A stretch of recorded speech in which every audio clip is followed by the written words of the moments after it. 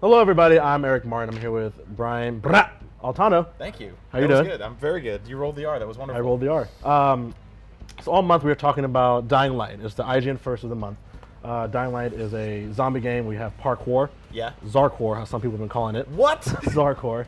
You can't just make up a word like that. That's crazy. It's Zarkor. It's a real thing the community's been talking about. Speaking of the community, I wanted to figure out if a zombie apocalypse actually happened in real life, what weapon would you use? It's a question that a lot of people always ask themselves. Yeah. And we got a bunch of tweets. Yep. First one we'll talk about is from @CrazyLion2. He says, a samurai sword. It makes it feel invincible. Well, that's how I feel when I'm watching Michonne kick ass from The Walking Dead. Yeah. I think a samurai sword's a great one because it's quiet. It's light. You know, you can pack it away somewhere. And one thing that you see a lot on The Walking Dead, I don't know why they don't do, I mean, it'd be a boring show, but I feel like one thing that you should do more often in the zombie apocalypse is you get all the zombies, they come up against a wall or a fence, and you stand there and you stab all of their heads one by one until they're dead. I don't know if you watch The Walking Dead, but actually I do. That happens a lot. They're Yes, like it does. in the cases No, doing but this. like, so my day would just be like, let's bring them to this wall and then just stab their heads until they're all gone. The thing I would say about that is that the sword can easily break. Easily. Because like it's thin metal and like That's true. You're on skulls and yeah. This is a graphic video. We're not even showing anything, and it's just gross. Second one, @Pilster Jr. says a metal baseball bat, easy to handle, that won't break no matter how many zombie heads to cave in with. Kind of graphic. That's true, but I don't know if I could handle the Thud. That's exactly it. It's the sort of like emotional turmoil that I would have to go through to just constantly be like, yeah.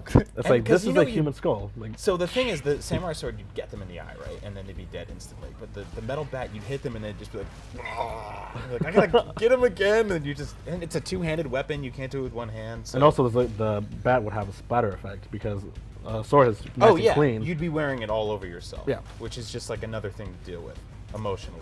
So now a long-range weapon @IM22 all the time, which is a great name by the way. He says AK-47. When you absolutely positively got to kill every zombie in the room, with no exceptions. Right. Okay. Yes. If you want to kill every zombie in the room, that's a great idea. But Noise, of course. So zombies have terrible vision, I think, but they have heightened senses of hearing and I think smell. So there's different zombie lores out there. That's true. So, That's true. So we have.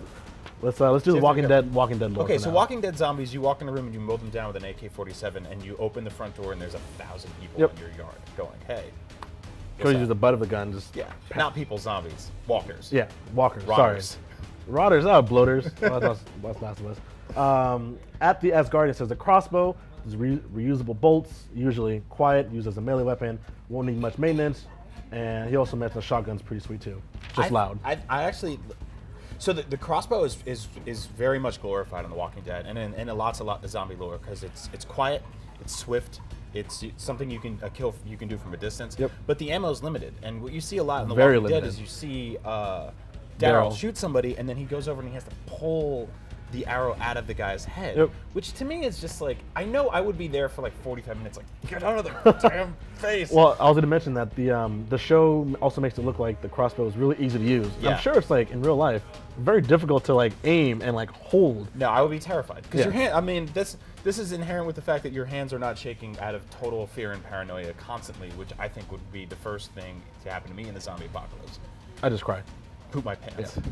Yeah. The last one, this one's out of left field. James St. Dennis says my weapon will be a keyblade because there's different styles. A keyblade is from Kingdom Hearts. Okay, fine. Then I get a lightsaber, and you get the car. But even a lightsaber, it's like a samurai sword. It's just there. You can't throw a lightsaber. The keyblade? Use a force to make it bring. The keyblade would be one of those. So if you lost a samurai sword to a zombie and it broke, you'd be like, oh man, I gotta go find another ninja shop at the mall, which there's plenty of, weirdly. But a keyblade, like that is a once in a lifetime weapon. If you left that behind at some safe house somewhere, you'd be like, gosh, I gotta go back. I left my keyblade there. Yep. That's a pretty yeah. It's out there, but yeah, it works. Sure, in a fantasy situation, you might as well just imagine whatever weapon. Or maybe some actual like replica keyblade that doesn't really do anything, just except for it's like a baseball bat and a sword combined. That would be a weird, like if you built your zombie posse of like the people you hang out with. Zombie posse. And one of them has an AK-47, one of them has a sword and a bat, and then one of them's like, I got Keyblade. a Keyblade. I'd be like, this guy's dying first. There's no way. So that was what people thought on Twitter. Let us know what you think in the comments below. If everything Dying Light, zombies, and how to kill zombies is in the right place, that's ign.com. Bye.